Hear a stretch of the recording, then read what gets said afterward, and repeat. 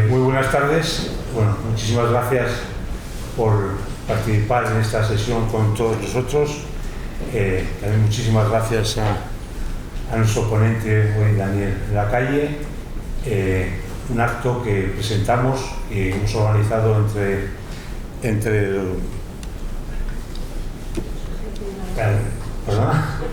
la Sociedad Civil Navarra, Institución Futuro, y organiza Diario Navarra. Gracias a todos vosotros.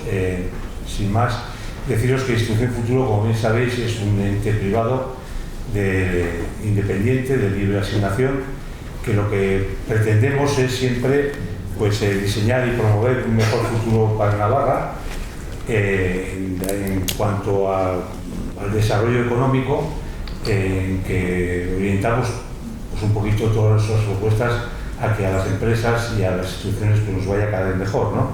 Analizamos políticas públicas normalmente y presentamos ideas y promovemos también propuestas innovadoras que normalmente nos surgen de nuestras relaciones, de nuestros contactos, de nuestras investigaciones y de actos que, como el de hoy, organizamos, ¿no?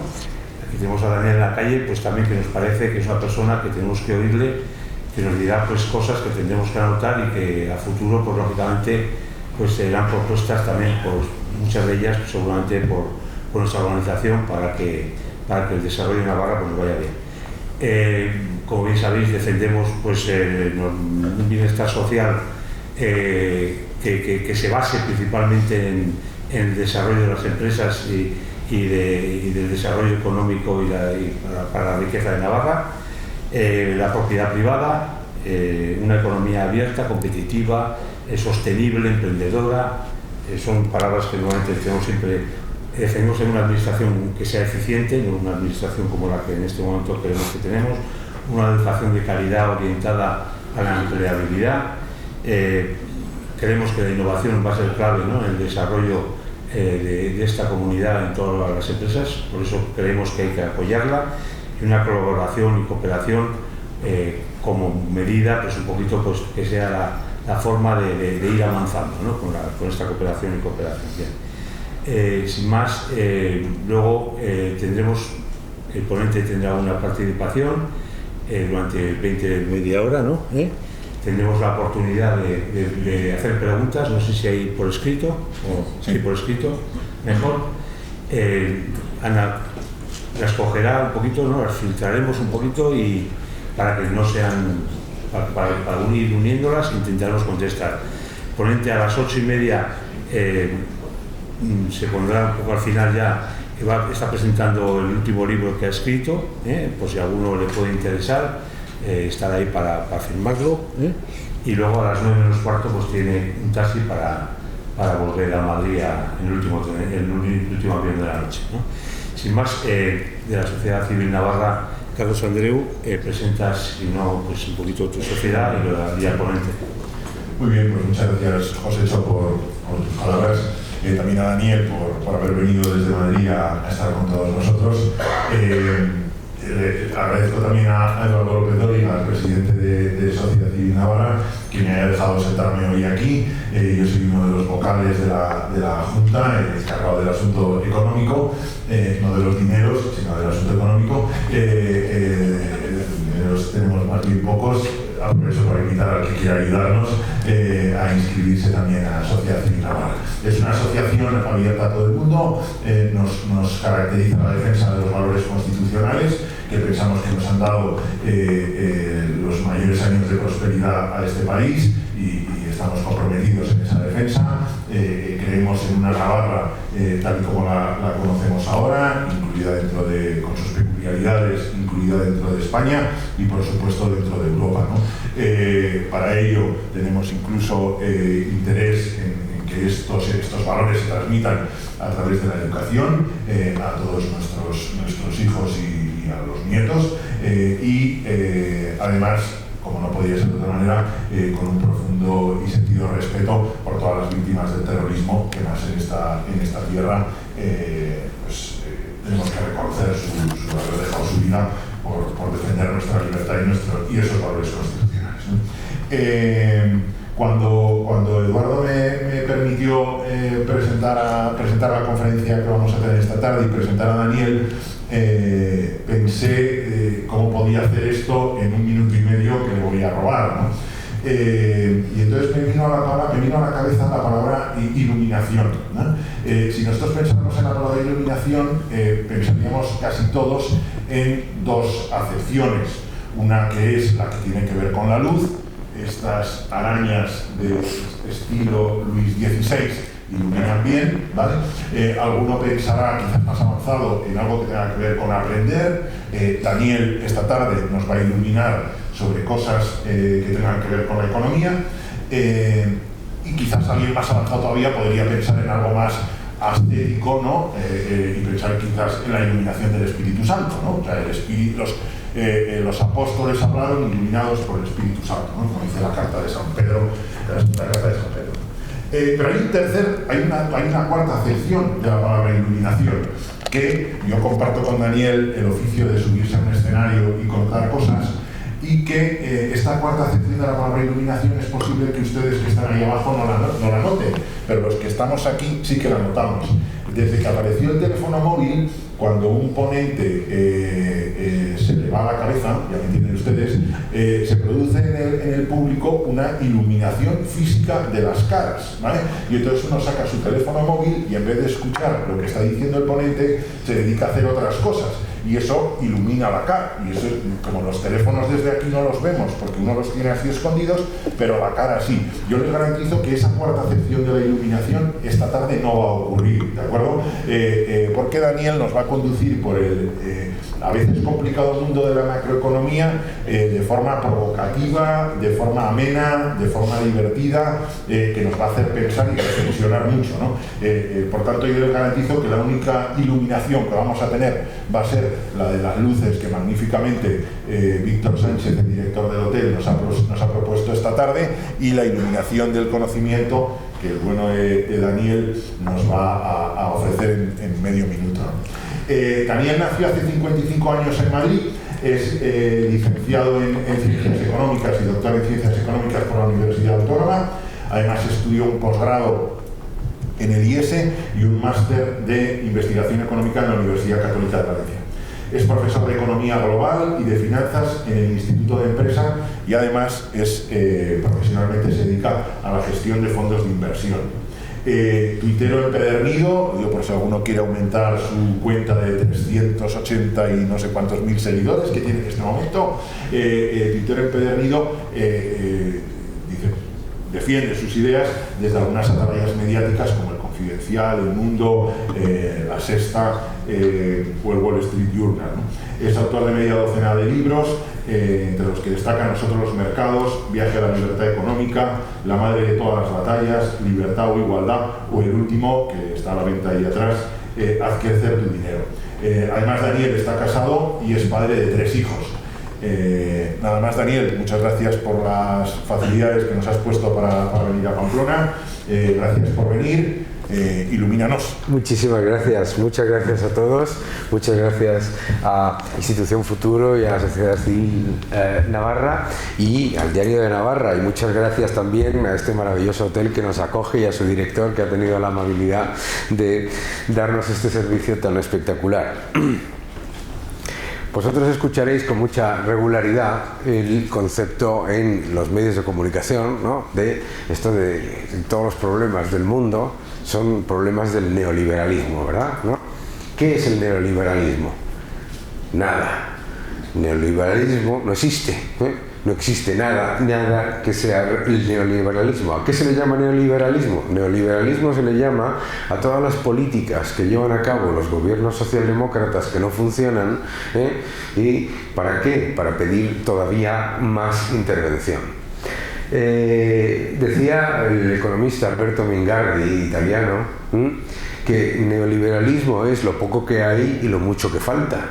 Y nos encontramos en una situación tan absolutamente alucinante que con el mayor nivel de intervención gubernamental en la economía visto en décadas, nos parece como que aquí la solución es todavía más intervención. Es curioso esto, ¿verdad?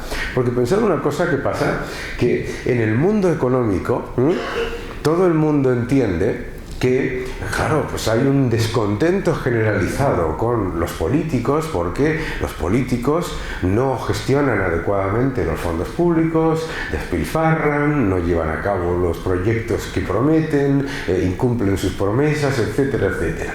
Y entonces no se nos ocurre otra idea que esos mismos políticos gestionen toda la economía. Eso es una buenísima idea, ¿sabes? Que lo que te vas a encontrar es exactamente pues todavía mayor nivel de despilfarro. Y es parte de la idea mágica de que el sector público lo garantiza todo. Yo no sé si se oye o si no se oye. ¿Se oye? ¿Verdad? Es que tengo más cables que la cara de George Michael, ¿sabes? Entonces tengo un problema aquí. Pobre George Michael, pues descanse en paz. Lo importante, por lo tanto, que tenemos que darnos cuenta es que todo el mundo, todos, entendemos que un monopolio es una mala idea. Un monopolio siempre es una mala idea. ¿Por qué es una mala idea? Normalmente, si un negocio tiene el 100% de la cuota de mercado, solamente puede dar malos bienes y servicios a precios caros y con baja calidad, solamente lo puede hacer si ese monopolio se lo garantiza el Estado. No existe la posibilidad de un monopolio extractivo, destructor y que dé baja calidad y malos bienes y servicios si no lo impone el Estado. ¿Por qué? Porque si hay una empresa que da malos bienes y servicios, mala calidad y cara, inmediatamente la competencia la va a desplazar. Fijaos cómo esto lo entendemos absolutamente todo el mundo. Y de repente le damos la circunstancia y la condición mágica al Estado de que si ese monopolio que vemos claramente como negativo, si lo gestiona un ente privado, o lo vemos maravilloso si lo gestiona un ente público. Y es que las empresas públicas no son del público. Las empresas públicas no son gratis. Las empresas públicas son empresas políticas, que es otra cosa completamente distinta. Y la gestión política, por definición, siempre va a ser ineficiente y siempre va a ser destructora de precios y de bienes y servicios. Los estados no bajan los precios, los estados suben los precios. ¿Cómo suben los precios los estados? Poniendo impuestos en toda la cadena, introduciendo limitaciones al comercio, poniendo más barreras proteccionistas que limitan la capacidad de importar bienes y servicios más baratos, etcétera, etcétera. Los estados no bajan los precios, no los han bajado jamás. Y entre otras cosas, ¿por qué? Porque los estados se benefician de la inflación. Claro, entonces si nosotros nos damos cuenta del peligro de un monopolio, ¿qué es lo que entendemos a la vez? El beneficio de la competencia.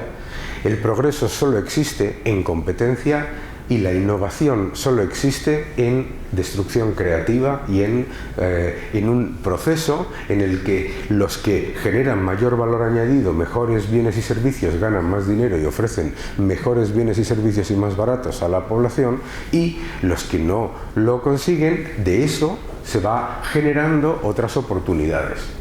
Todos los avances que conocéis en la economía vienen de la destrucción creativa, de la innovación y de la competencia, jamás de la intervención. Nunca. Pensadlo por un momento. Si la intervención y el control estatal fuesen la panacea para el crecimiento y el bienestar, Corea del Norte sería el país más rico del mundo. Y tiene al lado un país que se llama Corea del Sur, casualmente están divididos el mismo país en dos, que es el país con un nivel de libertad económica de los más elevados del mundo, que es el país con el nivel de competencia más elevados del mundo, que tiene uno de los niveles de gasto público más bajos de los países desarrollados, oh sorpresa, y tiene muchísimo menos paro, muchísima más renta disponible, más de 4 veces renta disponible que el país de al lado, en realidad lo que nos estamos dando cuenta cuando hablamos del desarrollo económico y de las oportunidades y de lo que queremos, y lo que queremos que es, como bien decías, se me ha ido, estás aquí, se ha ido a los asientos baratos, como estabas comentando hace un momento, ¿qué es lo que queremos? Una sociedad sostenible. ¿Qué es una sociedad sostenible? Porque no entendemos lo que es una sociedad sostenible. Una sociedad sostenible es una sociedad en la que los bienes y servicios que creamos y el devenir económico que vamos generando genera mayor valor añadido siempre por encima de los recursos que estás consumiendo. Eso es una sociedad sostenible. ¿Qué es una sociedad insostenible? Eso es lo difícil de entender, ¿no? Porque muchas veces dices, oye, nosotros queremos una sociedad sostenible, pero ¿qué es insostenible? Os lo voy a decir, lo más fácil. No hay nada más insostenible que las pérdidas. La idea de que una sociedad sostenible está basada en las pérdidas es una falacia absoluta.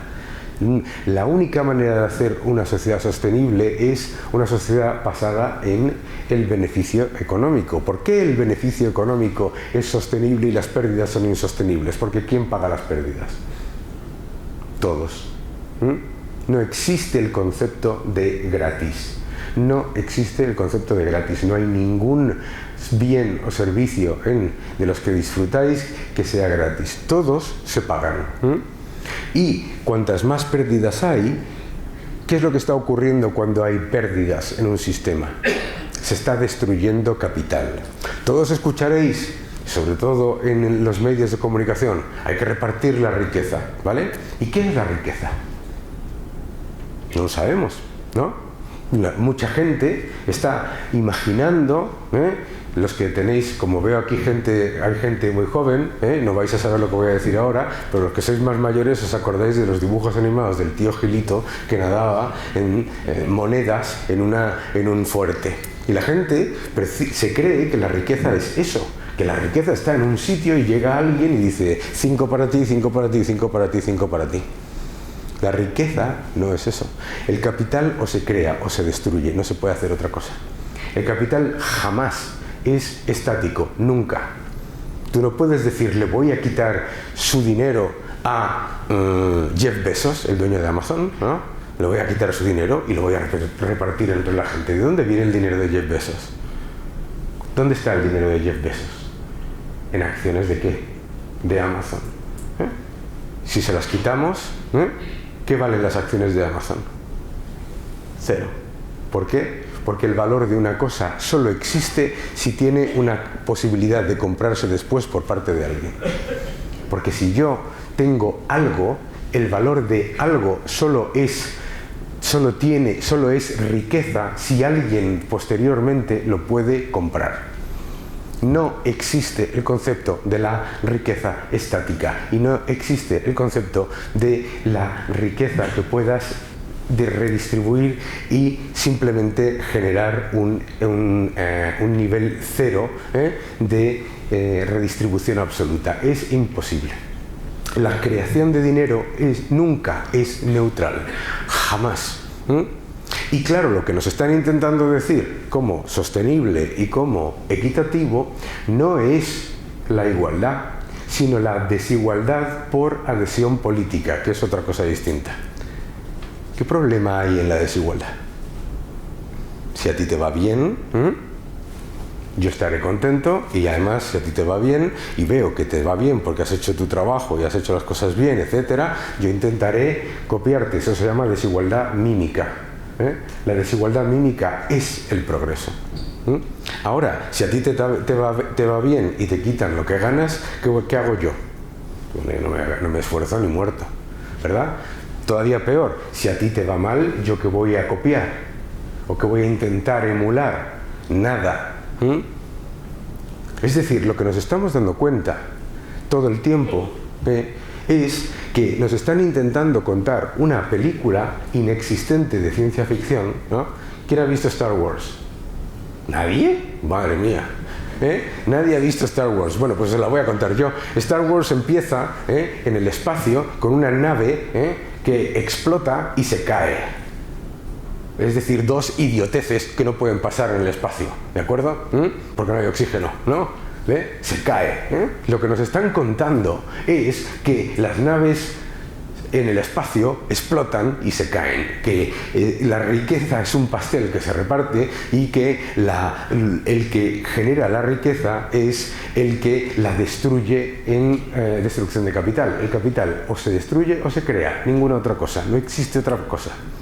Imaginaos por un momento que el proceso de creación de crédito, que es lo que nos hace a todos progresar, lo monopoliza un ente, el Estado, cuyo objetivo siempre va a ser maximizar el presupuesto y aumentar el número de personas que trabajan haciendo ese presupuesto. ¿Qué es lo que ocurre con el capital? No es que se destruya, es que se destruye a una velocidad de tal calibre que no te da tiempo a revertirlo. ¿Qué es lo que ocurre? ¿Qué es lo que ha ocurrido? Lo que ocurrió en la Revolución Francesa, en Venezuela, etc. La velocidad en la que se destruye capital cuando se monopoliza por el poder político. El poder político está muy bien, ¿para qué? Para facilitar. El poder político tiene un objetivo, que es facilitar que el sector productivo crezca, se fortalezca y mejore. La única manera en la que podemos conseguir una sociedad en la que haya mayor nivel de igualdad de oportunidades y mayor progreso es vía competencia, innovación, tecnología y atracción de capital. Y nos estamos olvidando de las cuatro. Y pensamos que en estas cosas tan alucinantes que nos pasan en este país, no sé si os dais cuenta, pero en España ya no solamente no se habla del resto del mundo, sino que solamente se habla ya ni de España, sino de nuestra región en particular. Nos olvidamos del resto del mundo. El resto del mundo va como un tiro. Y lo que nosotros tenemos que hacer es precisamente aprovechar que tenemos muchas ventajas para fortalecer nuestra capacidad de crear capital. ¿Y por qué queremos crear capital? Porque eso es lo que vamos a transferir a nuestros hijos.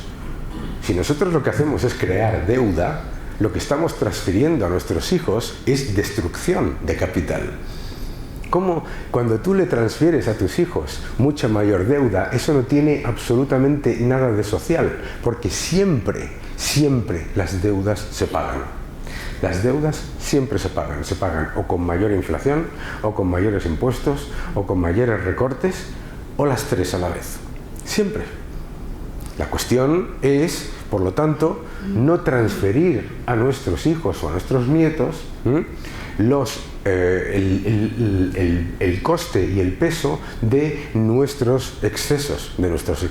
Es profundamente antisocial. Y sobre todo es profundamente antisocial que alguien haya decidido llamarlo a eso el contrato social. El contrato social resulta que lo firma el que se lo gasta, y el que lo paga ni sabe que lo ha firmado, porque todavía no ha nacido.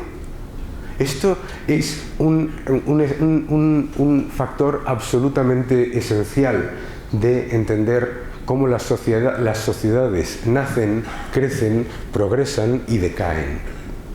Las sociedades siempre nacen y progresan desde la competencia, la innovación, la tecnología y la creación y atracción de capital. Y las sociedades siempre decaen cuando se empieza a confundir crecimiento con deuda, cuando se empieza a confundir gasto con inversión y cuando se empieza a confundir progreso con exceso. Así es como ese es el proceso de decadencia de una sociedad. Claro, te encuentras en una sociedad en la que además empezamos a caer en una serie de errores en los que vamos desplazando oportunidades de atraer capital hacia otros lugares, cualquiera del mundo. El mundo es muy grande, el mundo es enorme. Y lo más importante que tenemos que hacer es lo contrario. Y eso es lo que es social. Lo que es social no es pasarle a mis 3 hijos 60.000 euros de deuda antes de que nazcan, que es como nacieron mis hijos. En mi segundo libro, Viaje a la libertad económica, le dedicaba el libro a mis hijos que han nacido con 60.000 euros de deuda, sin darse cuenta, cada uno. No es eso. Lo que tenemos que hacer es darles una sociedad en la que los privilegios que nosotros hemos heredado no vengan a costa de sus derechos. Eso es lo antisocial. ¿Y por qué es antisocial? Fijaos qué curioso. ¿Por qué tenemos el paro más alto de toda la OCDE en España?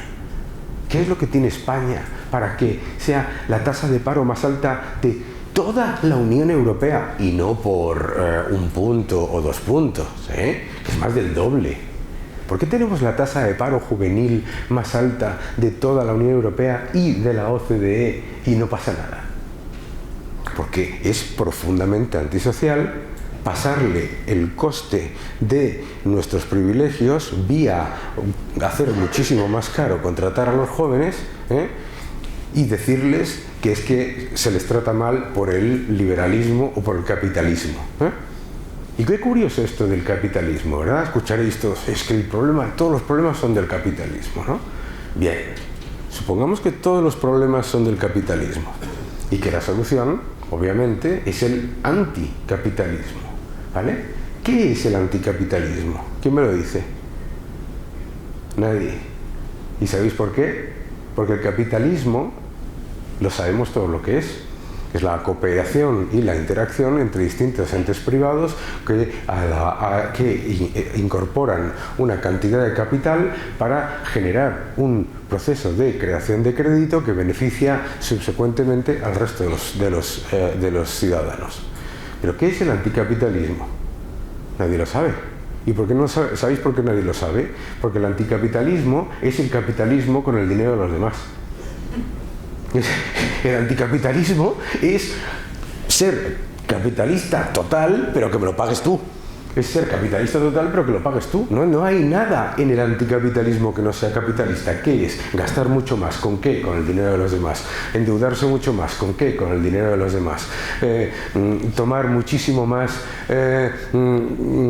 intervención del gobierno. ¿Con qué? Con el dinero de los demás. Y si no tienes el dinero de los demás, ¿hacer qué? Imprimirlo como locos, ¿no? Imprimirlo como locos. E imprimir como locos el dinero, ¿qué es lo que hace? ¿Qué es lo que significa imprimir como locos el dinero? Hacer a todo el mundo más pobre. Todos los que estáis aquí habéis vivido la peseta, ¿no? Cuando nos hacían eso de las devaluaciones competitivas, que es el cachondeo más grande que yo he escuchado en toda mi vida. ¿Sabes? Llamarlo competitivo, ¿no? Que es empobrecer a todo el mundo, ¿no? Es decir, el dinero no es un constructo del capitalismo, el dinero es un medio de pago. El dinero es un medio de pago que lo que hace es simplemente reflejar no el valor de los bienes y servicios de una sociedad, el capital que la sociedad puede crear. Y lo único que hace que el valor del dinero sea X no es que lo decida yo, que lo decidas tú, que lo decida el gobierno o que lo decida el Banco Central, sino que lo decida el siguiente que va a utilizar ese medio de pago. Una moneda no vale nada porque lo diga el gobierno, ¿no? Pues no sé si habéis estado recientemente en Caracas, no hace falta, vas por la calle y hay billetes por todos los lados. Dijo Maduro que iba a hacer a todos los venezolanos millonarios y es verdad, todo el mundo con 1 millón de bolívares no te puedes comprar ni una barra de pan. ¿Y qué es lo que pasa cuando te dedicas a crear masivamente dinero de la nada? Pues que estás creando dinero de la nada, estás empobreciendo a todo el mundo, en realidad estás diluyendo, estás destruyendo capital.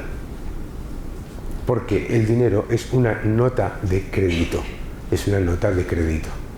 Y si no entendemos que el dinero es una nota de crédito y que con esa nota de crédito estamos dándole un nivel de confianza a la siguiente persona sobre nuestra capacidad crediticia, no entenderemos que si creamos una nota de crédito que no tiene ningún soporte crediticio y ninguna capacidad de utilizar, simplemente es un trozo de papel y ni siquiera es un trozo de papel. Entonces decimos, Un modelo liberal para España, ¿por qué? Porque es el modelo más social que existe. Veréis, intentar vender que todo va a ir bien es una tontería. Es una tontería. El mundo no funciona de esa manera. Lo que nosotros podemos aspirar es a que la mayoría esté mejor. ¿Desde qué punto de vista? Desde el punto de vista de su capacidad de generar mayor valor añadido bruto para la economía en general. O sea, es decir, todos estamos aportando capital o destruyendo capital. Así de sencillo, y así de fácil, y así de complicado. Por lo tanto, lo que nosotros tenemos que darnos cuenta es que cuanto menos liberales somos, más antiprogreso somos.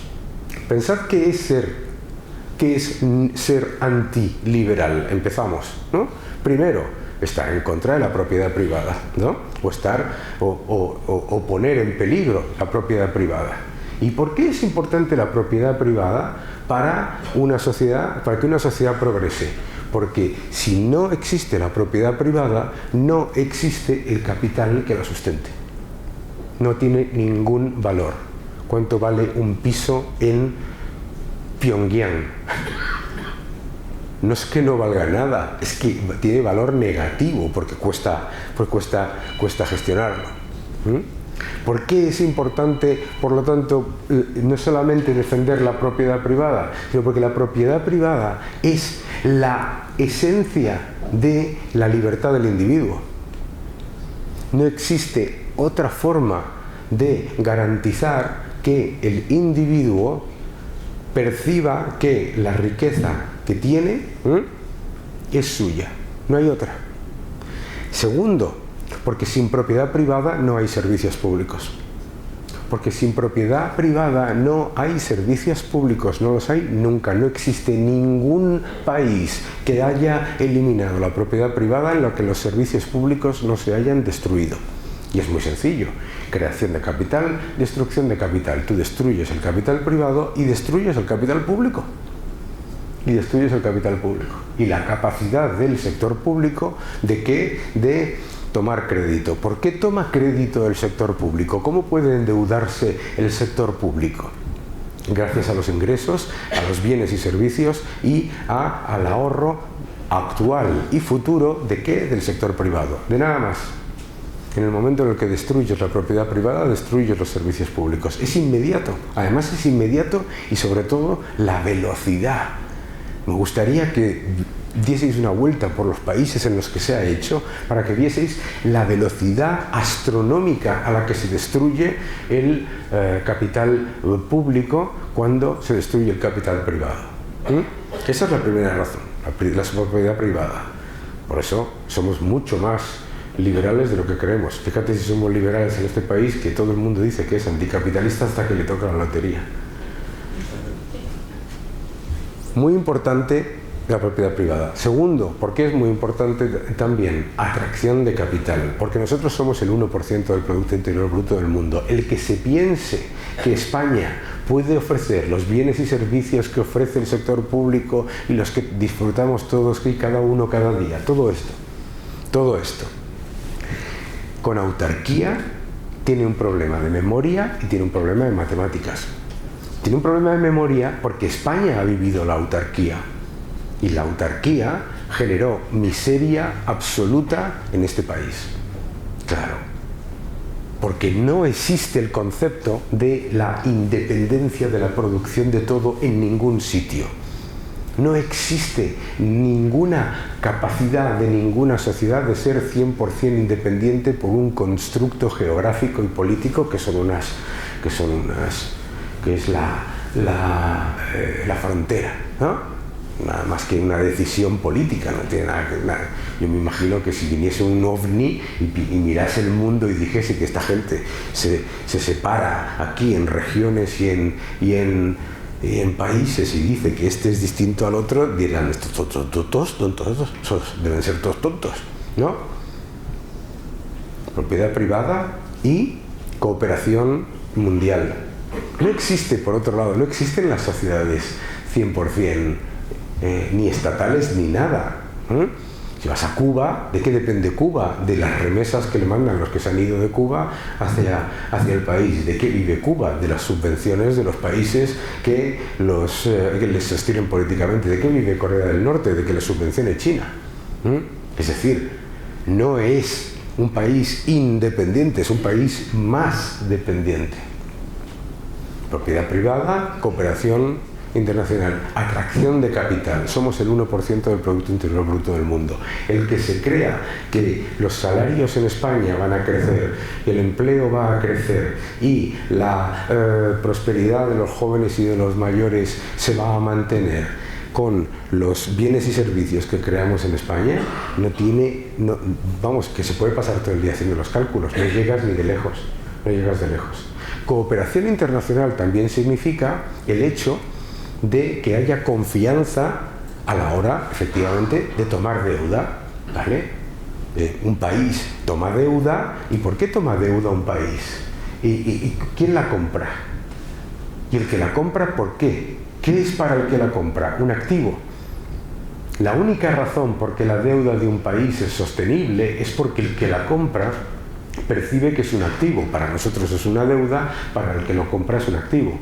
En el momento en el que nosotros le decimos al que lo compra que no es un activo, ¿qué es lo que ocurre? Destrucción de capital. Destrucción de capital, creación de capital. Siempre es exactamente lo mismo. Atracción de capital es una política esencial para que un país progrese. En el momento en el que le ponemos barreras a la atracción de capital, estamos ya en decadencia. Y señales de decadencia tenemos muchas. Ya lo he dicho, la tasa de paro más alta de toda la Unión Europea, la tasa de paro juvenil más alta de toda la Unión Europea, el nivel de intervención más alto en la economía de los países de nuestro entorno y encima, como tenemos mucho paro, pues no se nos ocurre otra idea que hacer los costes de contratación todavía más caros. Esto es una buenísima idea, ¿sabes? Que dice, no vendo suficiente mis productos, entonces voy a subir los precios, que eso es algo que suele funcionar muy bien para quebrar, ¿verdad? Tenemos, por lo tanto, un problema de atracción de capital. O sea, no puede ser que España en el año 2022 esté un 44% por debajo del nivel de inversión extranjera del año 2018. No puede ser. Cuando todos los países de nuestro entorno han conseguido superar el nivel de inversión extranjera, no del 2019, sino muy por encima de esos niveles. Y por supuesto nosotros no podemos pensar que todos nuestros desequilibrios, volvemos a hablar de lo de anticapitalista con el dinero de los demás, que todos nuestros desequilibrios los tenemos porque nos los merecemos y que los tienen que pagar los alemanes, los holandeses y los de los países del norte de Europa. Porque claro, yo siempre le digo a la gente, ojo, que los Beatles no se separaron porque Ringo Starr se enfadase, sino porque Paul McCartney dijo, yo no pago más a estos tres desorientados. Muy diferente. Ojo con eso, esa idea de que, bueno, el dinero viene de Europa, nos lo paga Europa, nos lo hace Europa, como si Europa fuese, no sé, pues la fortaleza del tío Gilito. Por eso nosotros no podemos plantear un modelo económico que sea 100% dependiente del capital de otros. 100% dependiente del capital de otros. Fijaos lo siguiente, voy a hacer dejadme hacer este ejercicio. Hoy, el bono a 10 años de España da una rentabilidad del 3 y pico %. ¿De acuerdo? El 3 y pico %. La inflación está al 7 y pico %, 7,7 subyacente. ¿Quién de vosotros compraría como activo bonos de España al 3 y pico % con una inflación subyacente del 7,7% si el Banco Central Europeo, Alemania, Holanda y Luxemburgo no estuviesen ahí? Exacto. Destrucción de capital. Wipe out. Adiós pensiones. Adiós servicios públicos. Adiós derechos. El único derecho que tiene una sociedad es a crear capital, porque es el derecho más social que hay. No me lo puedo creer. ¿Cómo se pueden decir estas cosas? Con lo malo que es esa palabra. Porque eso es lo que estamos pagando. Eso es lo que estamos pagando cuando estamos haciendo políticas sociales. Todas las empresas hacen políticas sociales. Todos los agentes económicos hacen políticas sociales. La familia es el agente económico más social de todos. ¿Con qué pago yo los estudios de mis hijos que no contribuyen? Eso es política social, ¿no? ¿Y con qué lo pago? Imagínate que lo hago, ¿no? Me echan de casa, endeudándome como un loco, diciendo que lo paguen los alemanes, llamando a una familia alemana, diciéndole que pague no, con mi ahorro, ¿no? Es decir, nosotros tenemos que convertirnos en una sociedad que pasa del gasto y la deuda a una sociedad que pasa al ahorro y la inversión prudente. En el momento en el que atacas a las empresas, que son las que generan la inversión prudente, porque son las que se juegan el dinero, y lo transfieres a entes cuyo objetivo no es generar rentabilidad económica real, la destrucción de capital siempre la pagan los ciudadanos. Siempre la pagan los ciudadanos. No existe ninguna otra opción. Por eso, si lo que queremos es una sociedad más social, con más servicios que nosotros todos conscientemente estemos dispuestos a aceptar pagar, los tenemos que pagar con lo que generamos. Primero hay que crear la riqueza, continuar creándola, no se queda ahí, hay que estar creando la riqueza todos los días, a todas horas, a todo el tiempo, y de lo que creas, una parte se puede dedicar. En el momento en el que lo que tú estás destruyendo, yo puedo destruir capital que he creado para pagar los estudios de mis hijos, y lo puedo llamar una inversión, muy bien. ¿Pero por qué? Porque sigo creando capital. Pero si yo revierto el proceso y hay más consumidores de capital que creadores de capital, ¿qué es lo que pasa? Que quiebras. Que quiebras como sociedad. Me da exactamente. La gente se piensa que las sociedades como quiebran es que de repente un día te levantas y ¡ah! Hemos quebrado. No. Las sociedades como quiebran es lentamente. Se va perdiendo poder adquisitivo, los salarios reales cada vez son más bajos, la destrucción del poder adquisitivo de la moneda, los servicios públicos cada vez cuestan más pero cada vez son peores, el endeudamiento es cada vez mayor. Y eso es lo que tenemos que evitar. Y eso es lo que tenemos que evitar porque no tenemos la patente de corso que nos ha dicho que por haber nacido en esta maravillosa tierra de Navarra o en Madrid o donde sea, usted, el mundo no va con usted. Usted lo tiene gratis. No, el mundo no nos va a regalar nada. Mientras tanto en China, en Corea del Sur, en Japón, etcétera, etcétera, etcétera, el mundo está cambiando y está cambiando a mucho mejor. Lo más importante de todo esto es que en economía siempre pasan tres cosas, ¿vale? La primera es que caemos en el error del presentismo, que es pensar, que esto está en mi libro, Libertad o Igualdad, baratísimo por otro lado, presentismo, que es pensar que lo que nos está pasando ahora es lo más importante del mundo y lo que me pasa a mí es lo más importante del mundo. Mis necesidades y mis derechos sí que son importantes, no los de Kim Jong-un en Corea del Sur, que supongo que existirá, perdonad. Dos, la nostalgia. En mi época sí que se vivía bien, menuda chorrada, ¿vale? Modern Talking, Spandau Ballet, qué horror, No es verdad, es completamente falso. Tercero, la distopia. No merece la pena, todo va fatal. Destrucción de capital. No es cierto. El año 2022, con todos los retos que tenemos, es el mejor año de la historia de la humanidad. Flipad.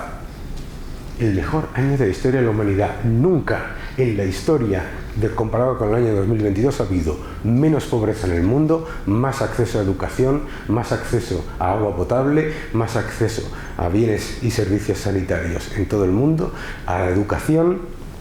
Es increíble. ¿Y eso de dónde viene? De la cooperación, de la innovación, de la tecnología y de la competencia. Por lo tanto, si lo que queremos es una sociedad sostenible, social y realmente progresista, lo que somos liberales. Muchas gracias a todos.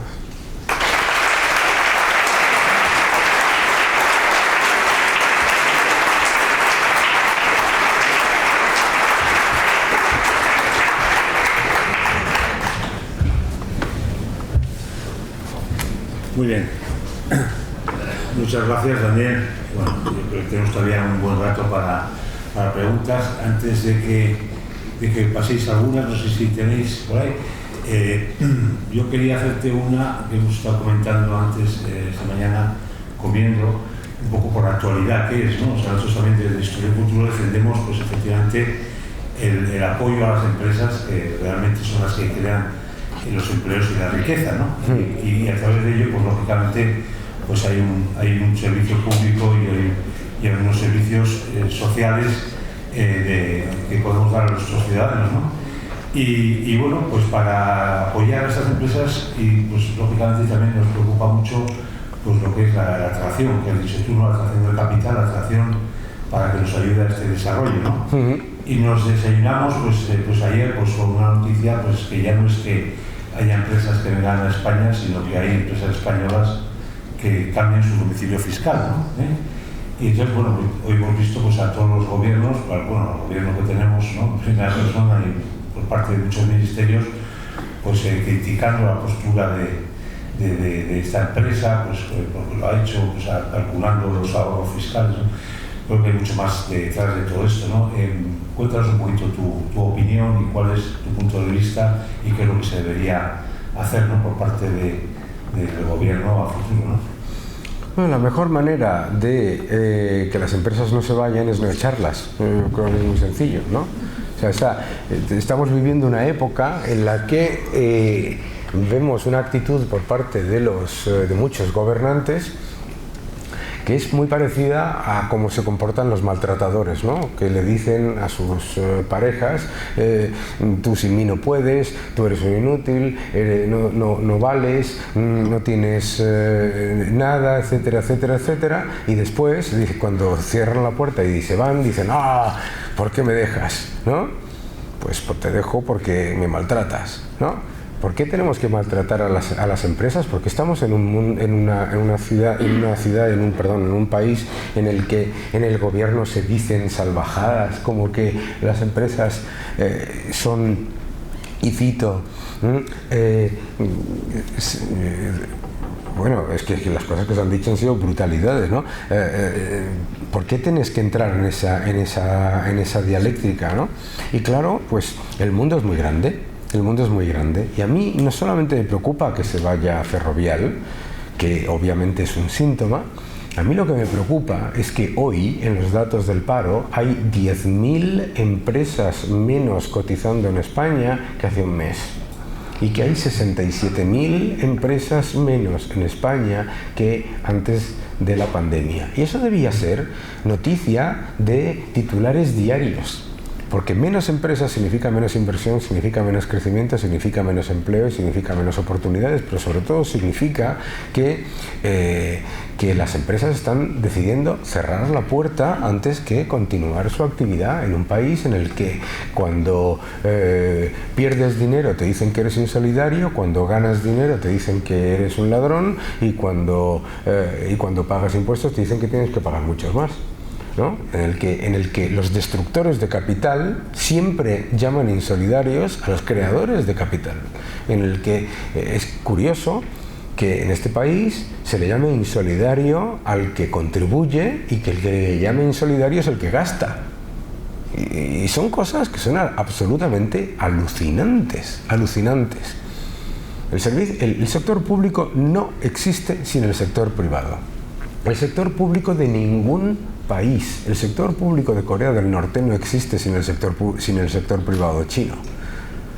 Para que nos enteremos de que no existen sociedades comunistas y todo eso. El sector público cubano no existe sin el dinero del sector privado ruso. Es muy importante, por lo tanto, darnos cuenta que estamos haciendo las cosas mal. Y que esto es un síntoma que no debería estar encima de la mesa. Pero sobre todo, un gobierno, ante esta noticia desde luego lo peor que puede hacer es decir que esa empresa es insolidaria, antipatriota, no sé qué, bla, bla, bla, bla, porque ¿qué le está diciendo a cualquier otra empresa que pueda decidir instalarse en España? Si me vengo a este país, me van a crujir. Y si por cualquier cosa decido irme, me van a insultar. Entonces, ¿para qué? Entonces yo creo que lo que tenemos que hacer es trabajar para que aquí, primero, para que vengan y se vaya todo el mundo. O sea, ¿por qué es un éxito este hotel? Porque todo el que quiere entrar, entra, todo el que quiere salir, sale. ¿No? El Hotel California, de la canción de los Eagles, veo gente aquí mayor, a ver si esto lo entienden, no existe, ¿no? Que puedes entrar todas las veces que quieras, pero no puedes salir. Eso no existe. Y por lo tanto lo que tenemos que hacer es trabajar para que aquí vengan todas las empresas que quieran y más. Y si alguna se va, hacer todo lo posible porque se queda. Y si se va, pues que el flujo de entrada sea mayor que el de salida, ¿no? Cuando Burger King se fue de Estados Unidos a Canadá, Burger King no es ya una empresa norteamericana, hizo un inversion deal como ha hecho Ferrovial y se fue a Canadá, ¿no? Yo no escuché estas salvajadas. Bueno, pues Burger King se ha ido a Canadá, pues esperemos que muchas otras vengan mucho más y vamos a ver por qué se ha ido a Canadá, sobre todo. Claro, inmediatamente, ¿qué es lo que pasó? Inmediatamente la administración Obama, que no eran tontos, revirtió la subida de impuestos que había llevado a que Burger King se fuese. Yo creo que es lo que tenemos que hacer. Entonces, tenemos que aprender, o sea, en vez de pensar que nuestros errores son de los demás, y que lo que tenemos que hacer es pensar cuáles son nuestros errores y vamos a trabajar por mejorarlos, que mejorar es lo que tenemos que hacer, ¿no?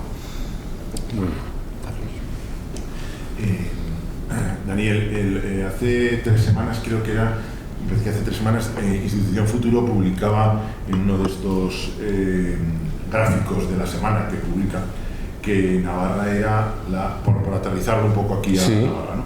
Navarra era la segunda comunidad con más funcionarios cada 1.000 habitantes, ¿vale? Solo nos gana Extremadura y estamos a punto de alcanzarle. Tristemente, pero a décimas de alcanzar Extremadura y ponernos en el top 1. Aquí hay gente joven, en Navarra siempre hemos llevado un orgullo tener 3 universidades, que para una población de 600.000 habitantes creo que es un dato relevante. ¿Qué podemos hacer? Si nuestros hijos prefieren ser funcionarios, con respeto por supuesto, a emprender, entiendo que en las circunstancias en las que estamos, pues eso, ¿no? Que te digan, como ha dicho Ione Belarra, que son las empresas, ¿cómo es? Agobian a los clientes, no sé, me ha dicho una cosa de estas. Sí. Es un poco triste tener una Navarra así, pero bueno, ese sea el ejemplo. Pero bueno, no digamos que es de Pamplona y está, que piensen que es de otro sitio. ¿Qué podemos hacer con la juventud para que prefiera crear riqueza de verdad, para que luego se pueda usar en otros gastos, ¿no? Antes que seguir incrementando el gasto público, ¿no? Bueno, la partida de sanidad siempre va creciendo, presupuesto tras presupuesto, pero todos los médicos dicen que cada vez hay menos médicos, ¿no? Entonces, ¿dónde se está yendo ese dinero? ¿Por qué?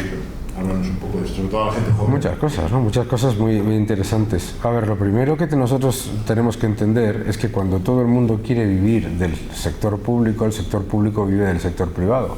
Entonces, pues suena muy bien pensar, bueno, pues que se multiplique el sector público y dices, bueno, ¿y dónde se va a salir el dinero? ¿No? Va a salir de los alemanes, va a salir de los holandeses.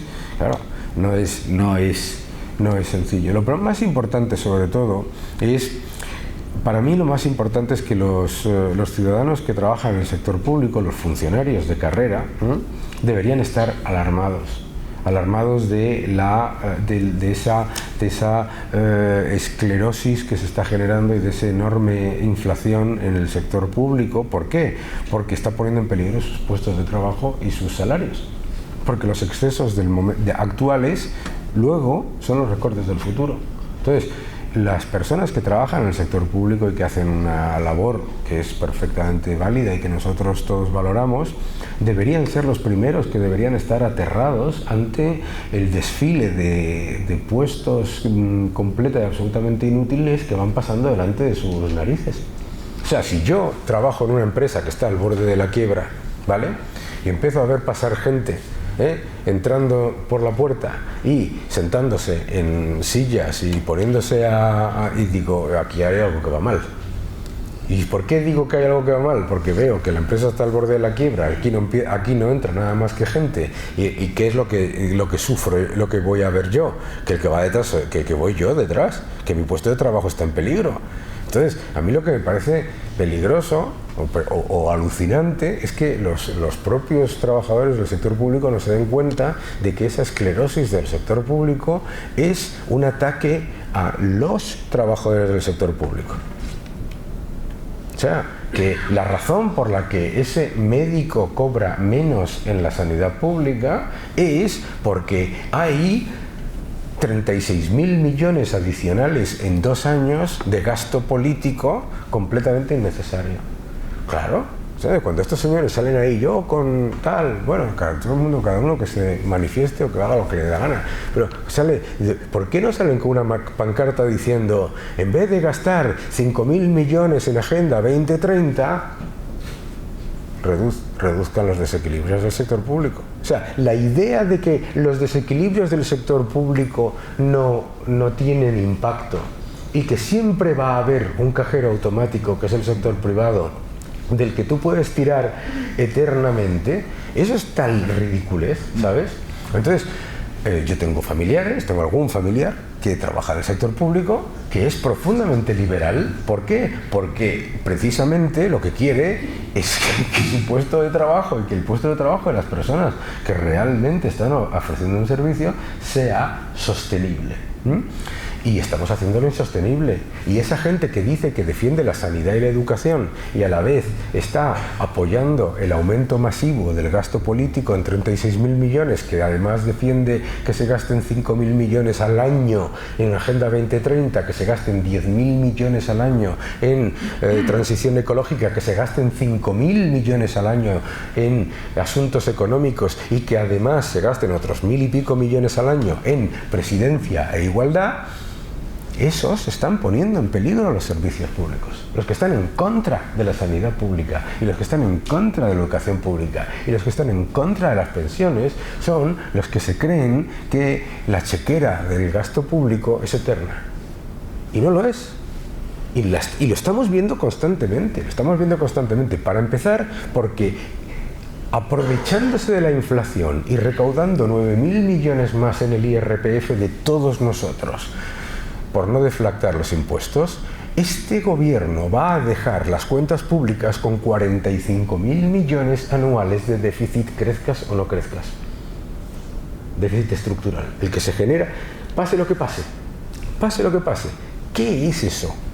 Eso es destrucción de capital que durante un tiempo, y a lo mejor ese tiempo puede ser largo, te lo financia Europa a cambio de esperar que tú mejores. Pero la paciencia de todos se acaba. Vuelvo a repetirles el ejemplo de los Beatles, ¿no? Parece una tontería, pero no lo es. No lo es. Europa no se va a romper porque se vaya España o Italia. Si Europa se rompe es porque Alemania dice no, hasta aquí hemos llegado. Y ahí ya vais, y entonces ahí verás lo que son recortes. Porque aquí todo el mundo piensa que el dinero es gratis. Y lo que nosotros tenemos es crédito. Tenemos un banco, Europa, en el que tenemos crédito. Y tenemos crédito porque tenemos unos compromisos. Si no cumplimos esos compromisos y nos quitan el crédito, no solamente perdemos el crédito adicional, sino que perdemos la capacidad de pagar las cosas que ahora mismo estamos pagando con deuda. A mí me hace mucha gracia cuando escucho esto de el Estado le hace un préstamo a la Seguridad Social. ¿Así? ¿Cómo le hace el Estado un préstamo deficitario a un servicio deficitario? ¿No? Decía Lenin, hay que leer a todo el mundo, decía Lenin que las sociedades empiezan a destruirse cuando confunden capital con deuda, y eso no se está pasando aquí. Dice, no, es el Estado le ha hecho un préstamo a la seguridad social. ¿Con qué? ¿Cómo que le ha hecho un préstamo? ¿Sabes? ¿Entiendes? Entonces, tenemos que darnos cuenta de lo absolutamente insostenible que es el modelo que se ha creado en España. Y los jóvenes son conscientes de ello. Yo no estoy de acuerdo con eso. Y además, si miras esas encuestas que dicen, el 70% de los jóvenes quieren ser funcionarios, en realidad no es cierto. En realidad no es cierto. Es el 70% de los desorientados a los que les ha preguntado un periódico en particular. Que eso es como lo de, pues esto, ¿sabes? Que las encuestas las hace el que sabe, ¿no? Decía Norm Macdonald que un estudio dice que los hombres con barba son más guapos. Es un estudio de la Universidad de ZZ Top. Eso lo ha pillado ahí uno, míralo. ZZ Top es un grupo que tiene barba. No hay manera hoy con la música. No es el sitio. Bueno, sí. Muy bien. Otra pregunta. Viendo esto un poquito, ¿cómo creéis? Porque quiero decir que ya vemos la sociedad muy desilusionada, ¿no? Con todo lo que está pasando. Preguntas por ahí, efectivamente, en los foros cercanos que tenemos, amigos, familiares, es que, ¿qué vamos a hacer? Es que parece que no podemos hacer nada, ¿no? Y bueno, nosotros somos de los que desde sociedad civil creemos que tenemos mucho por hacer y creemos que efectivamente tenemos que seguir luchando porque nos oigan y obligar a nuestros gobernantes a que efectivamente las cosas se hagan de otra forma, ¿no? Claro. ¿Cuál es tu opinión? Los políticos siempre responden a los estímulos que reciben de sus votantes, siempre. La idea de que los políticos tienen el poder y hacen lo que les da la gana y nosotros no podemos hacer nada es mentira, es completamente falso, y además es una mentira autorrepetida, ¿no? Porque es bastante cómodo. Es decir, no puedo hacer nada, y como no puedo hacer nada, pues dejo que se hunda el Titanic, ¿no? No es cierto. Los políticos responden, y los políticos tienen que responder porque los políticos venden una cosa que es su capacidad de gestión, y se la compramos como en un supermercado los votantes. Entonces, si los votantes le dicen a los políticos, yo no te voy a permitir que hagas toda esta cantidad de cosas, responden inmediatamente. Vaya que sí responden inmediatamente. Después de 5 fracasos electorales en Madrid, el candidato actual de la comunidad para el Ayuntamiento de Madrid está prometiendo, os lo juro, bajar los impuestos. ¿Sabes? Es mentira, pero bueno, está respondiendo a la evidencia de que la gente le dice, yo no soy el cajero automático de tus excesos, porque no es que si bajas los impuestos no se puede pagar la sanidad y la educación. No. O sea, aquí sobra gasto hasta aburrir, y lo sabéis todos, o sea, das una patada al suelo y sale gasto público por todos lados, de cosas que ni te imaginas, y lo sabemos todos. Hay 60.000 millones de euros de exceso de ineficiencia en el gasto público. Acaban de salir los datos de Eurostat. España es el país que tiene el mayor gasto en personal de la administración con respecto a su presupuesto, de todos. No te vengan aquí con el cuento. Siempre se utiliza el cuento. Eso se utiliza siempre en todos los países. Es que si no se puede pagar la sanidad. Tontería. O sea, que no nos podemos pagar la sanidad y la educación, pero nos podemos pagar la sanidad y la educación y una gigantesca burocracia que la gestione. Un poco de seriedad, ¿no? Aquí tenemos unas cuantas preguntas. Si hay alguno que quiere levantar la mano. Claro. Sí, pues venga, digo un poco por mezclar. Sí, claro. Antes, Daniel, comentabas el tema de la propiedad privada, ¿no? Lo importante de la propiedad privada. Y entonces yo me acordaba de esa frase que hemos oído todos de en 2030 no tendrás nada y serás feliz. Claro. ¿Qué reflexión harías a este respecto? Claro, que en 2030 no tendrás nada y serás profundamente infeliz. Lo que pasa es que no te podrás quejar. Ese es el truco. El truco de decirte que si te quitan todo te van a dar la felicidad es que cuando te quiten todo no tienes libertad para exigir al otro, eres dependiente. Es crear clientes rehenes. Entonces, si yo te digo a ti, olvídate de todo, yo te voy a solucionar la vida, olvídate de todo, te quito tu casa, te quito tu coche, te quito todo, no te preocupes, de verdad que yo soy bueno, tú eres malo, eso sí, que lo sepas, pero yo soy bueno. Entonces, yo te voy a garantizar todo, ¿vale? Y te lo quito todo. Y al día siguiente te digo, no te voy a poder dar, no está la cosa bien. Y tú dices, a ver, me quejo. Claro, ¿qué tienes tú? Si yo te quito la propiedad privada, ¿qué tienes tú para quejarte ante mi inevitable y bondadosa decisión totalitaria? ¿Y qué tengo yo? El monopolio de la violencia. Entonces no puedes hacer nada. Claro, ese es el engaño del socialismo, es ese. No vas a tener nada, pero yo, que soy bueno, tú no, que eres malo, O sea, piénsalo por un momento. ¿Cómo va? Si estás diciendo que el ser humano como individuo es malo, egoísta y pernicioso, ¿de verdad me estás diciendo que un grupo de seres humanos gestionando todo no van a ser egoístas? ¿Sabes? En sí misma es una falacia. Pero si me estás diciendo que tú eres muy generoso, yo te digo tú también. Y estoy seguro que con tu dinero en tu cuenta y con tu propiedad, tú, y lo sé, vas a ser mucho más generoso que yo con el tuyo. Porque es tu dinero. Pero claro, es una manera, y perdona que, es una manera súper cómoda de destruir el ascensor social. Claro, imagínate, yo soy multibillonario. No sé si habéis estado alguno en Davos. Vas a Davos, llegan en su avión privado, multibillonarios, no multimillonarios. Entonces, sino gente de verdad, con dinero de verdad. Y dicen, no, es que aquí cuando hablamos de ricos es que te entra la risa, perdona, ¿sabes? Multibillonarios. Y te dicen, no, la solución para el mundo es que todos vosotros no tengáis nada y que nosotros os lo gestionemos y os demos todo lo que necesitéis.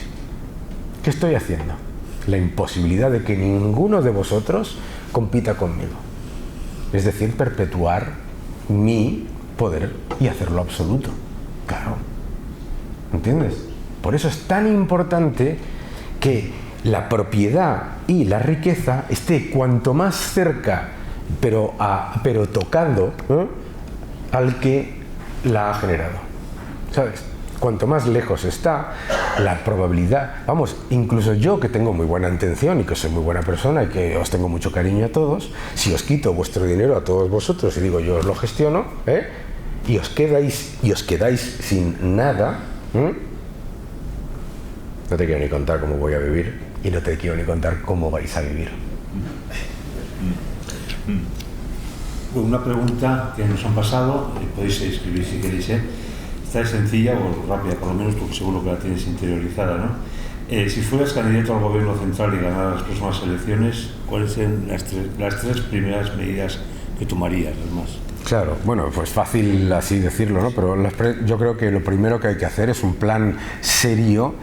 Primero hay que explicarle a los ciudadanos no son tontos, los ciudadanos no son tontos. Yo voy por ahí y los ciudadanos saben perfectamente que tenemos unos problemas financieros y fiscales brutales.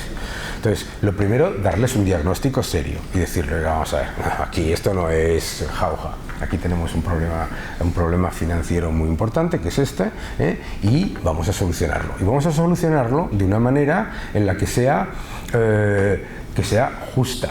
¿Y cuál es la manera justa? La manera justa es recortando y de manera severa todos aquellos excesos de gasto que no tienen absolutamente nada que ver con los servicios públicos, ¿vale?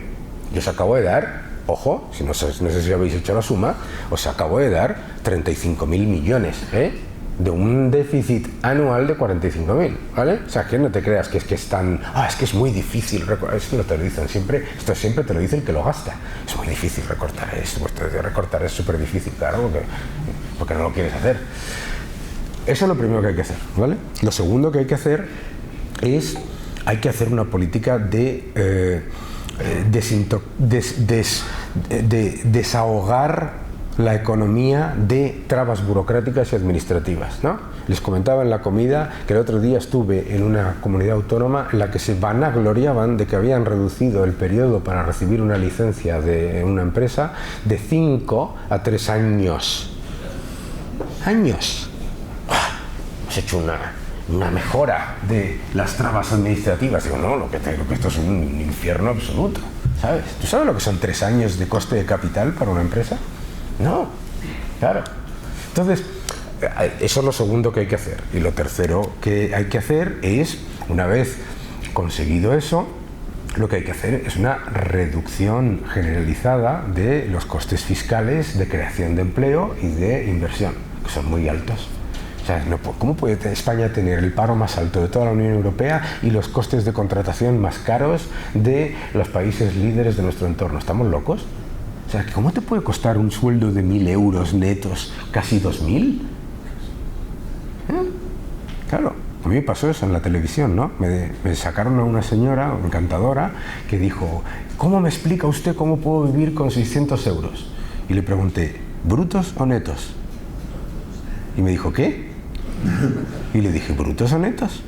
¿Usted cobra 600 euros brutos o 600 euros netos? Si cobra 600 euros brutos, hombre, estoy muy preocupado. Pero si cobra 600 euros netos, en realidad usted está cobrando 1.198 brutos.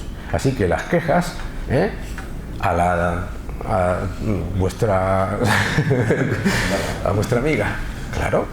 Es decir, mira, yo creo que en España se solucionaban muchas cosas, muchísimas cosas, si a la gente le pagase su salario directamente en bruto y tuviesen que pagar los impuestos ellos. Se darían cuenta de quién es el que está explotando. ¿La cuarta sería una reforma de la administración? Bueno, está incluida en la primera, sí. Sí, ¿no? Eso es una reforma de la administración, sí, sí, sí. ¿Tú crees que la veremos? ¿Habrá un partido que sea capaz de liderar esto? Claro que sí, y va a pasar. Lo malo es que, como siempre pasa en España, lo que me da pena en España es admirable. Yo he vivido en el extranjero toda mi vida. Todo el mundo alucina con España. Porque España, todo el mundo dice, Dios mío, este país se va a la quiebra, esto es una ruina, esto no va a durar, no. Y viene una y nos ponemos en marcha y salimos adelante y lo hacemos mejor. Y decían que no podíamos exportar y exportamos un 33% del Producto Interior Bruto. España es un país que es la bomba. El problema es que hasta que no somos un país que se prepare de cara al precipicio, sino que cuando ya nos hemos caído, ya nos hemos matado y nos hemos roto tres huesos, decimos, venga. Y lo hacemos muy bien, pero hombre, mejor no caerse, ¿no? ¿Sabes? Pero va a ocurrir, claro que va a ocurrir. Sí, Daniel, perdóname, José, sí. Has hablado un momento, hace un momento has hablado un poco por encima de reducir los costes laborales y el asunto fiscal. Sí. ¿Vale? Nosotros hay un dato de las 7.200 empresas que se fueron de Cataluña con el 2010 y con pasó en octubre del 17, a Navarra vinieron, creo que son 32. ¿Vale? Como bien sabes, porque antes me he enterado que tiene familia en Valtierra, ¿era? Sí, Valtierra. ¿Y aquí? ¿Ya en Valtierra también? Sí. Nosotros tenemos una herramienta fiscal propia que es la que ha traído mucha riqueza a esta tierra durante muchos años, ¿no? Y que ahora nos hemos convertido en el infierno fiscal más grande de España. ¿Somos tontos o cómo va esto? Yo comentaba en la comida también, ¿no? O sea, tú imagínate que yo tengo un Ferrari en el garaje, y digo, voy a griparle el motor, ¿no? Pues no, estamos locos. O sea, tenemos una herramienta para atraer más empresas, más crecimiento, más oportunidades, etcétera, etcétera, y yo voy paseando con vosotros, todo hasta aquí, hacia el hotel, y voy contando. Se vende, se alquila, locales cerrados, etcétera, etcétera. Y digo, todo esto es destrucción de capital, ¿sabes? ¿No? O sea, y oportunidades perdidas en este sitio maravilloso, en el que tenía que estar esto, bueno, pues petando, ¿no? de oportunidades.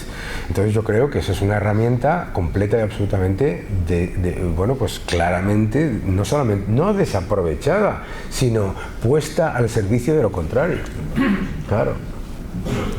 Sí, hay una pregunta aquí, son varias juntas, pero bueno, yo te diría un poquito orientar a un joven que termina los estudios mejor preparado que nunca, sin oportunidades claras aquí en un trabajo estable, bien remunerado y tal, muchos se van fuera, ¿no? Sí. ¿Qué recomendación le harías a esta persona? Bueno, primero, cuando en España se repite con mucha frecuencia ese concepto de que los jóvenes están maravillosamente preparados, hasta que salen fuera y se encuentran con los indios, los chinos, los coreanos y el más tonto hace relojes. O sea, ojo con eso de es que yo soy aquí el crack porque tengo un título, ¿no? Hay muchísimos millones de personas que están... Pero eso, fuera de todo eso, los españoles, yo en toda mi carrera internacional, los españoles están valorados maravillosamente en todo el mundo porque son personas muy buenos trabajadores, muy responsables, muy serios y que aprenden rápido y además son muy respetados en los equipos. Y los jóvenes tienen la obligación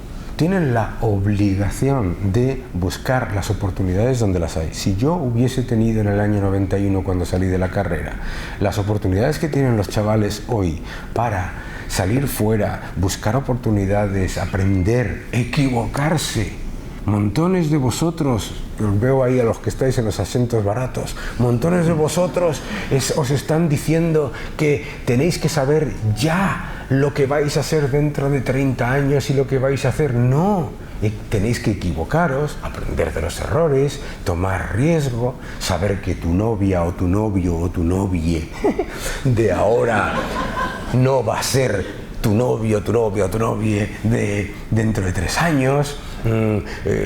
Hacerle caso a tu madre para que te pongas una bufanda o un jersey, pero no para que te quedes en tu ciudad.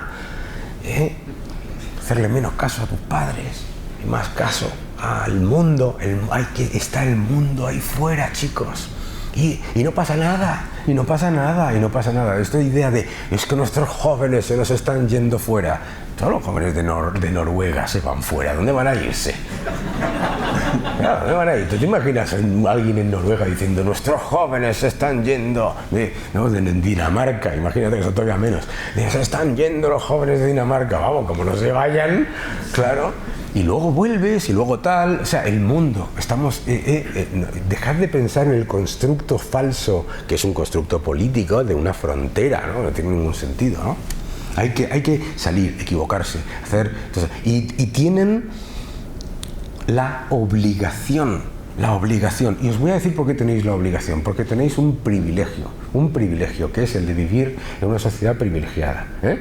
Fátima Ansari, que trabaja para mí, ¿vale?, que está en Bangladesh, ¿no?, y que es una crack total, o sea, esta gente son absolutos genios informáticos. Ella hace cosas de informática y de SEOs y tal y que cual, no sé qué, no sé cuál. Genios que están deseando hacer cosas y deseando tal. No tenéis el privilegio del estancamiento. Tenéis la obligación de generar valor añadido para todos esos ciudadanos del mundo. ¿Alguna pregunta? ¿Os he hecho? Sí. Buenas tardes, Daniel. Un par de cuestiones. Cuando decías lo de que había un instituto, no sé si en Estados Unidos, que decía que los hombres con barba somos especialmente guapos. Que sí, tenía razón. Pero has dicho que te equivocabas de foro. Es que has dicho CC Top. Y aquí hay que decir ZZ Top. ¿Cómo ZZ Top? Es verdad, sí. Bueno, eso me pasó cuando vine a España, que aquí en España había un científico que lo llamaban Close-up, Close-up, ¿no? O mi madre John Wayne, ¿no? Este es el país en donde, no lo sé si lo sabes, España es el país en donde Michael Douglas es el hijo de Kirk Douglas. Tenemos un problema con los idiomas, chicos, también los de los asientos baratos. Dejad de ver películas dobladas hoy.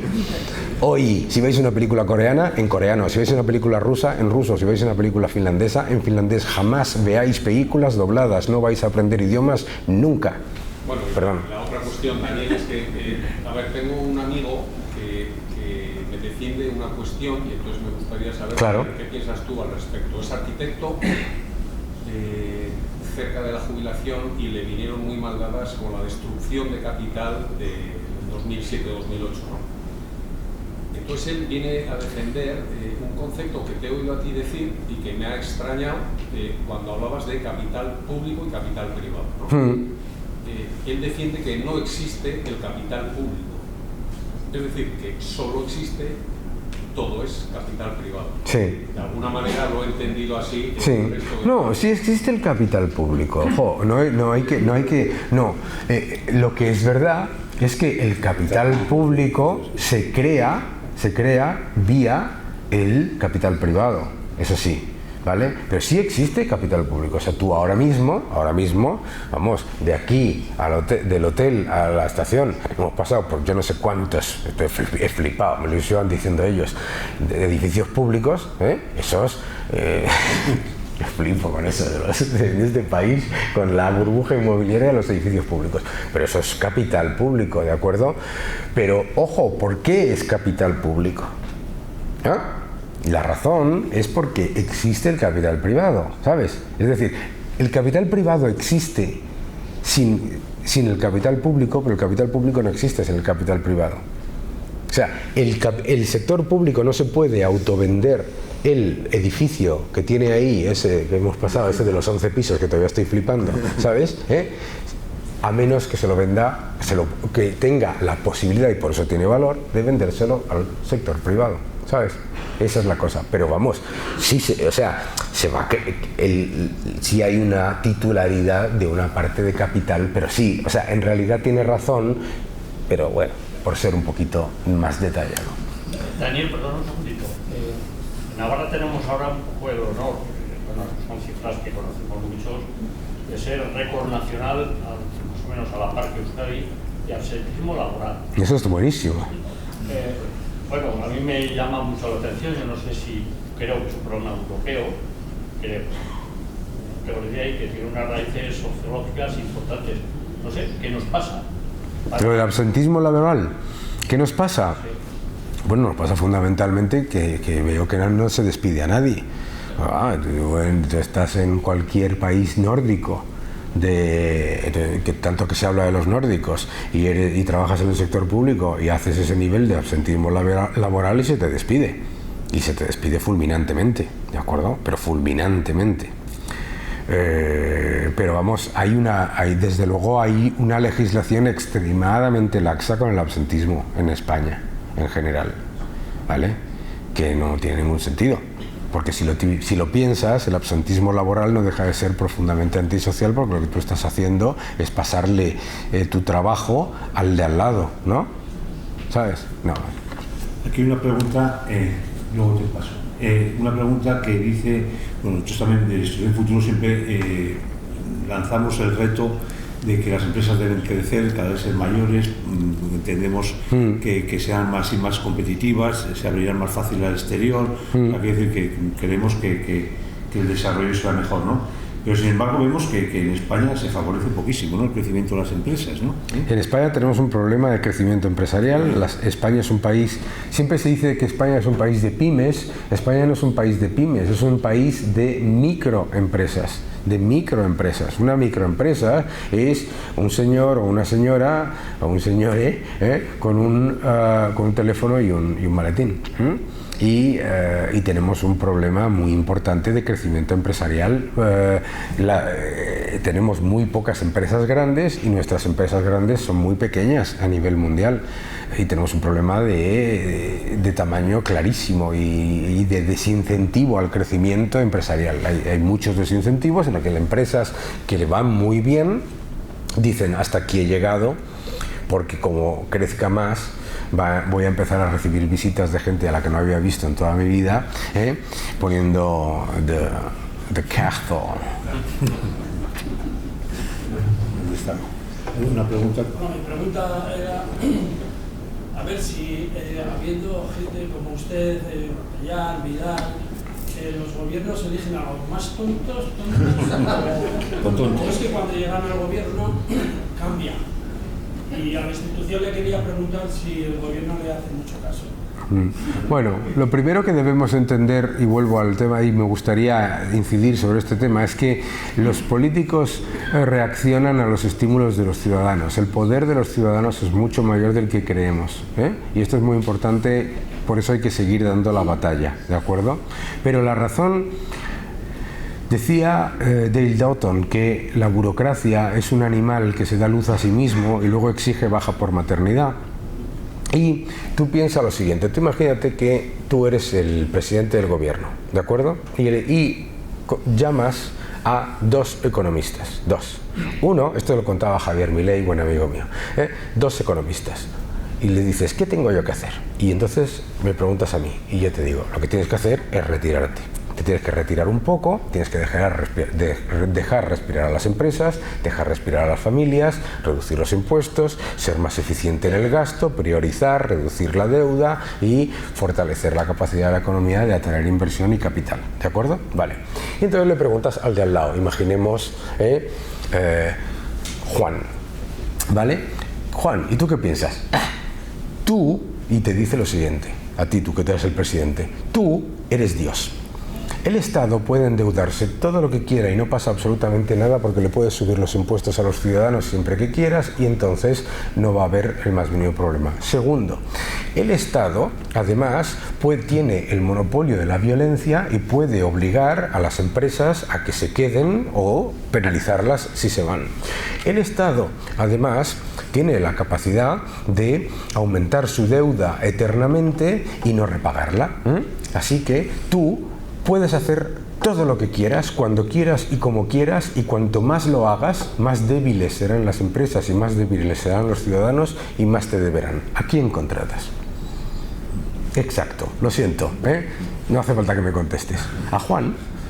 O sea, no es que se contrata a los más tontos, se contrata a los más estatistas. Claro, lógico. ¿Qué quiere? ¿Qué? Parece una... Claro.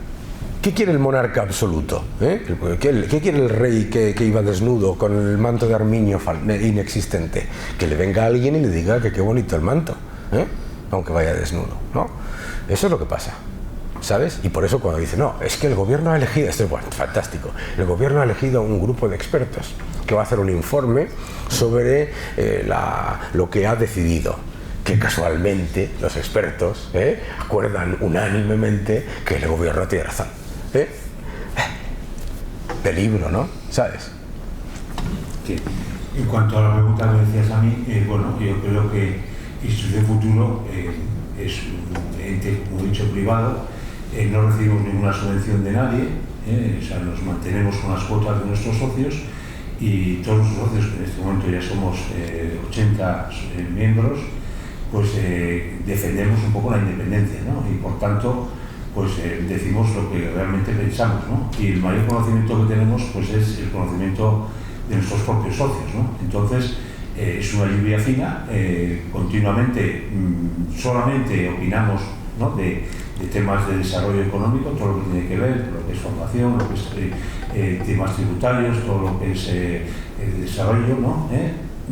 Y bueno, pues recientemente hemos hecho internamente también unas sesiones con los principales líderes políticos antes de las elecciones para que nos hablen de su política económica y nos oigan a nosotros lo que pensamos que es fundamental que hagan. Han venido todos encantados y bueno, esto pues antes era más difícil de conseguir, ¿no?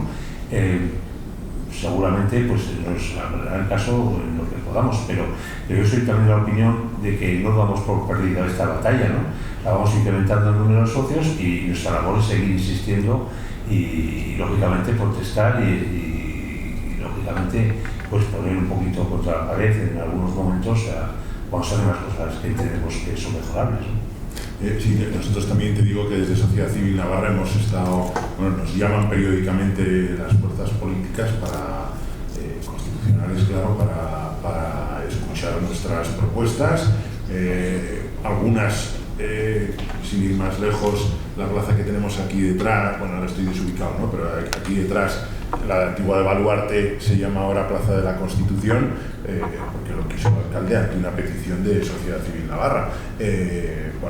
Estoy con José Choque, no estamos aquí para conseguir cosas, sino para hacer a la gente pensar, y si en ese hacer a la gente pensar además conseguimos cosas, bienvenidas sean, pero si no, aquí vamos a seguir. Entonces yo creo que cualquier, como decía también Daniel, ¿no? La sociedad civil tiene más peso del que a lo mejor nos imaginamos, o sea, la sociedad civil en general, no nuestra sociedad civil en general, y es en lo que queremos seguir trabajando.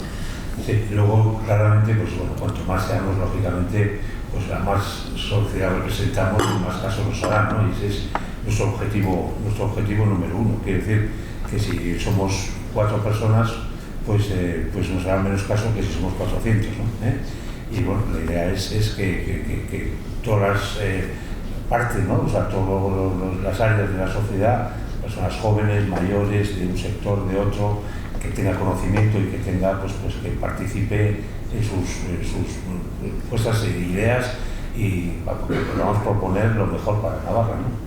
Eso es la idea. ¿Hay una mano por ahí? Sí. Y ya la última. Sí. Yo quería hacer una pregunta que no tenga mucho que ver con la charla. Quería saber si hay algún país del mundo que no tenga deuda pública. Y como me temo que la respuesta va a ser que no, ¿cómo se puede devolver esa deuda pública? Bueno, la deuda pública es, como te decía, lo que es para nosotros deuda, para otro es un activo, ¿de acuerdo? Entonces es un mecanismo de engranaje en el que esa deuda se va repagando, una parte, y se va creando otra, y el proceso de creación de riqueza del mundo es un proceso de creación de riqueza vía crédito. El crédito, la deuda, no es mala. El problema es cuando la cantidad de deuda que tú estás generando es mucho mayor que la riqueza que generas.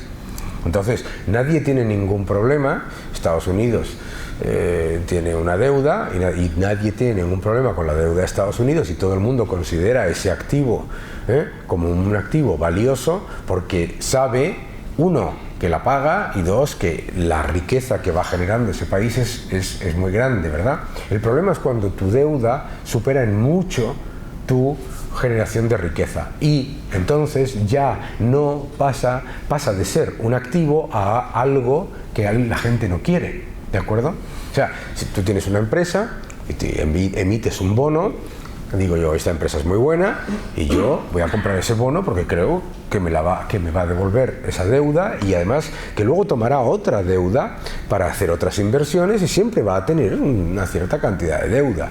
La deuda es un instrumento.